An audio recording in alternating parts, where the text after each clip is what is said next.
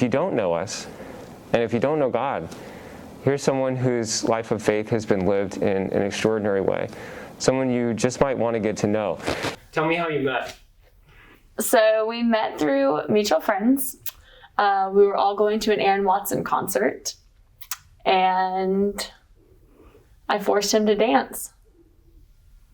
Guess Matt wasn't much for dancing, at least at that night. No, I was wearing he's a country artist. I was wearing a cardigan at a country bar, and I haven't historically danced often, but her persistence outweighed my stubbornness, and then we started dancing. Oh, how do you all decide to get married at St. Theresa?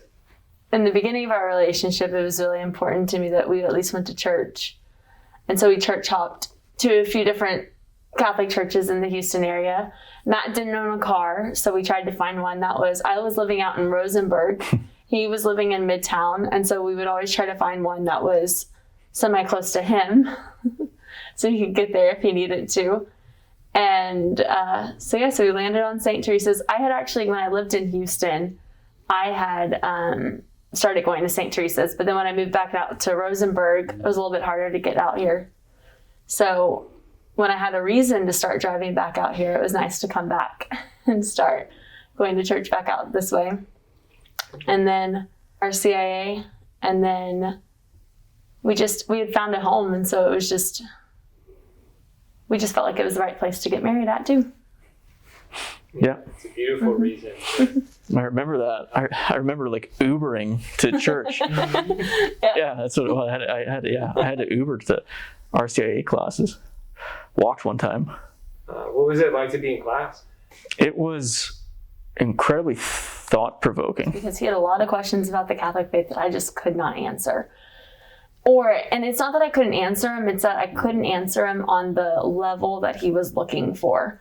Because he was looking for the really deep, thought-provoking meaning behind it, and I just wasn't at that level. And so going through the RCIA process, I mean, not only watching Matt do it, but watching everyone in his class go through it, it was really fun just to sit in the class and see and hear the questions that were being asked, and then also just slowly it started clicking. And that was really cool to see from somebody who was raised Catholic. And then on top of it, me being raised Catholic, sitting through those classes, I mean, I hadn't sat through a religion or theology class since I was probably a sophomore in high school. And so I was probably 10 plus years. And so it was really, it even, I guess, helped me with my knowledge of the faith.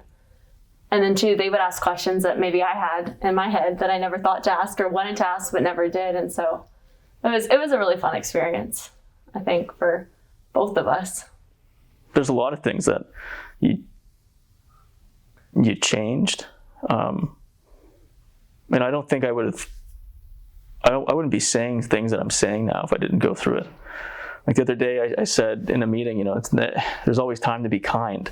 I don't think I would have said that. I wouldn't have known to say it. So it was a huge growth process for me. So what makes St. Teresa special? For me, it felt like home. I felt like walking in and just feeling like at home. And I hadn't felt that probably since I was at my home parish when I was younger. I guess plus two, every single time I went to church, I actually paid attention to Father Phil's homily. And so that also really drew me in, because I can't tell you how many churches I'd been to where they would lose me at the homily.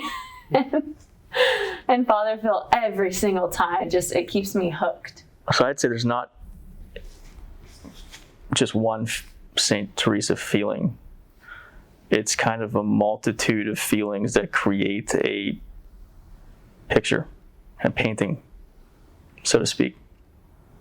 And they all work collaboratively to create an experience that you can't replicate.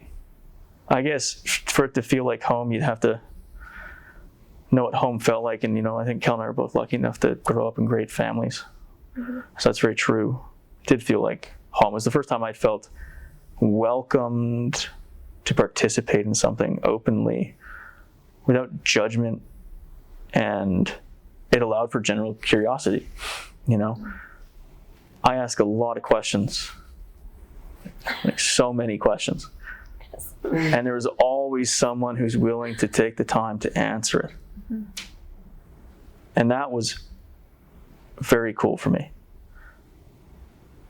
So patience.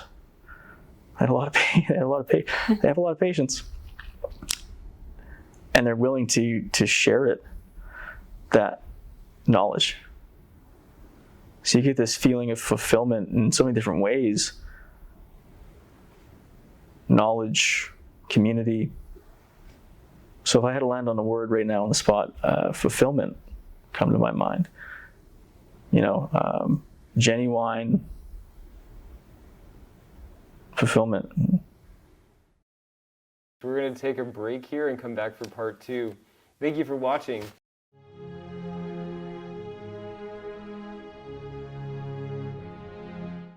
Please like, subscribe, or comment below.